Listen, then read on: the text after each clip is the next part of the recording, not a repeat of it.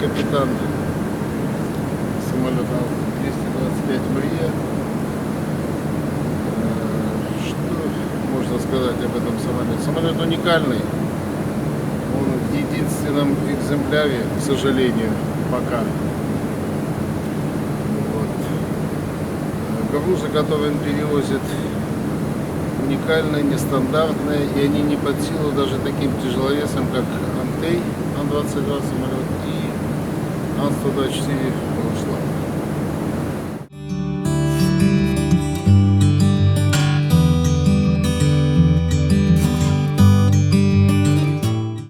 В этом году исполняется 30 лет со дня первого полета этого самолета. Самолет облетал весь земной шар, был на всех континентах, участвовал в перевозке уникальных грузов по всему миру, и сейчас он является самым лучшим, самым тяжеловесным самолетом в мире.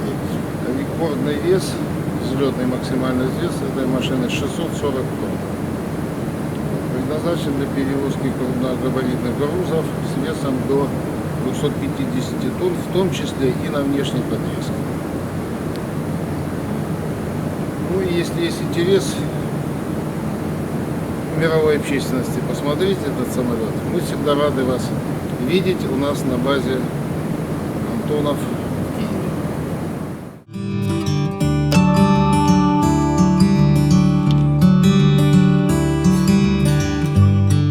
Самолет сейчас находится на техническом обслуживании еще 2-3 недели, и он выйдет на регулярные линии по перевозке грузов по всему миру.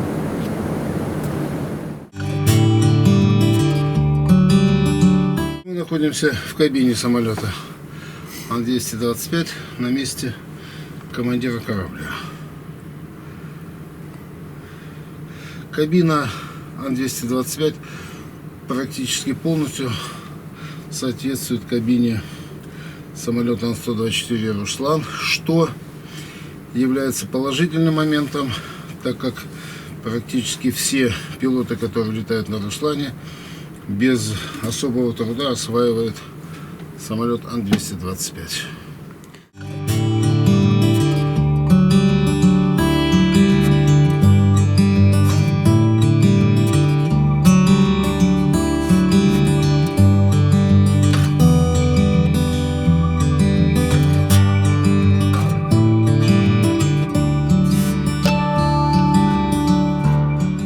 Допуск на Мрию проходит через самолет Ruslan, но пока не все, кто летает на Руслане, имеют допуск к полетам на самолете Мрия Ан-225. Экипаж 6 человек, 2 пилота, 2 инженера, штурман и радист.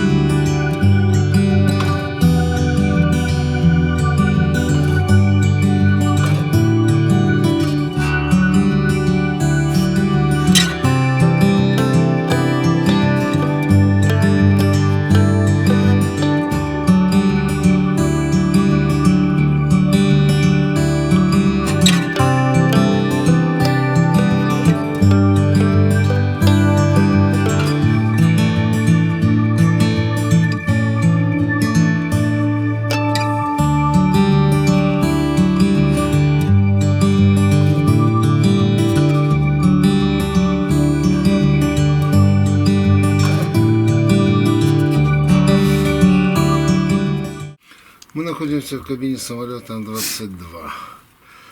Antei — это самый большой самолет в мире среди в семействе турбоинтовых самолетов до сих пор.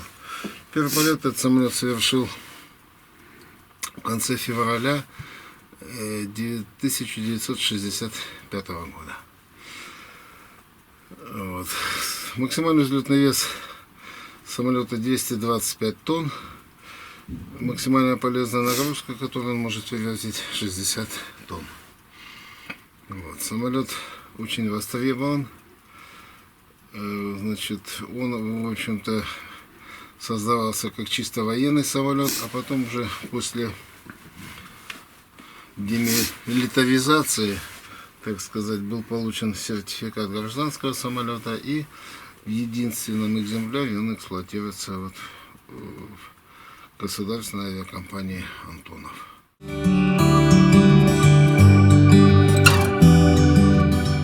Бывал на всех континентах. Вот недавно мы вернулись были на Кубе на этой машине. Возвращались через Канаду, Англию.